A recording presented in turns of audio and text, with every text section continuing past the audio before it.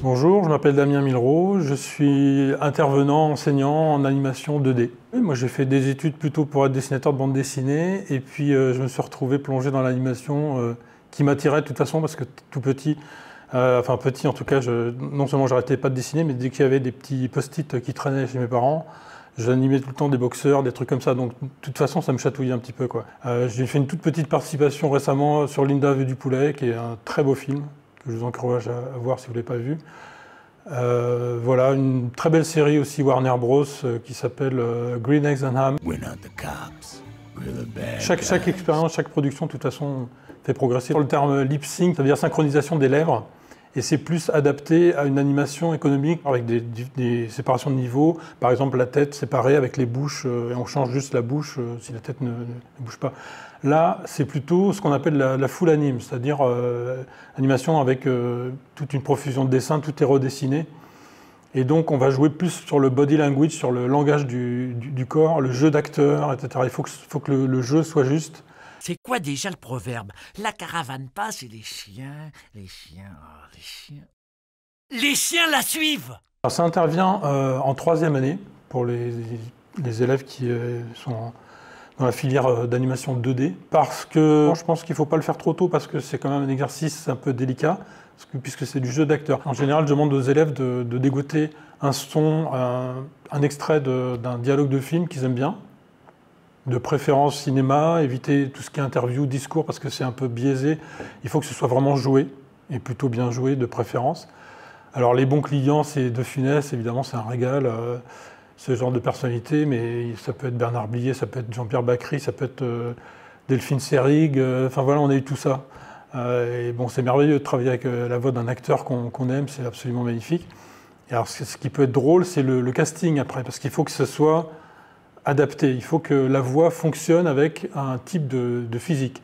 Et alors ce qui est imposé aussi aux élèves, c'est d'avoir des modèles de personnages existants en production, qui ont été utilisés en production. Donc là, on est sur un personnage de Last Man, d'accord, une espèce de gros costaud avec un revolver. Et la voix, dans Le Bon, la Brute et le Truand, Touko, qui est joué par Eli Wallach. Et là, il est doublé par Claude Bertrand, la voix de Balou dans Le Livre de la Jungle. Quand on tire, on raconte pas sa vie. Voilà, donc un petit exemple d'un jeu d'acteur qui fonctionne. Qu'est-ce qu'on a d'autre? On a... Ah oui, on peut avoir des surprises aussi. La voix de Jean-Pierre Bacry pour le Capitaine Crochet. Être en retard, ça fait riche.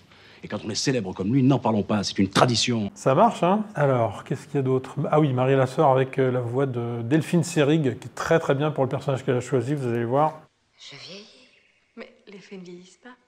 C'est vrai, j'avais oublié. Je vous montre quelques autres exemples. Là, on a par exemple... Alors là, c'est pas tiré d'un dialogue de film, c'est tiré de l'émission. Alors, sur Canal+, il y avait 2 comédiens, dont Alex Lutz, déguisé en femme d'un certain âge, qui discutent. Alors, je sais plus comment ça s'appelle, Catherine et je sais pas quoi. Et donc, il a choisi Médusa, de Bernard et Bianca, de Disney. Ça, c'est rare, une mue de serpent. Ah ben non, merde, c'est une capote. Et je trouve qu'il s'en est très très bien sorti, quoi. Donc mention spéciale pour l'élève Yann, franchement. Alors je sais pas si vous regardez les séries en VO, mais dans Breaking Bad, Bryan Cranston qui parle à son épouse, Skyler, et donc il a choisi le grand méchant renard de Benjamin Renner. I am not in danger, Skyler. I am the danger. C'est un peu limité comme animation, il n'y a pas énormément de dessins, mais c'est juste. Le timing est bon, enfin voilà. Donc ça, c'est du bon boulot aussi. Gabriel, c'est pareil, c'est aussi tiré de la même série, avec la même voix, mais avec Merlin Enchanteur. So right now, what I need is for you to climb down out of my ass. Get off my ass. Il y a des bonnes choses. Ah, et un peu de cartoon. Bon, ça me fait plaisir parce que je ne sais pas pourquoi, mais dans l'animation en France et peut-être même ailleurs, le mot cartoon, c'est un gros mot. All right, stop the train. Now full speed ahead and ram. Là, on a Bernard Blier avec un personnage de Merlin, l'Enchanteur. Pourquoi? Écoutez, mon vieux, vous n'allez pas répondre pourquoi à tout ce que je vous dis. Pourquoi pas? Et puis De Funès, c'est un bon client. Hein. Ça, alors là... You are very sympathetic, but I prefer vous voir là-bas.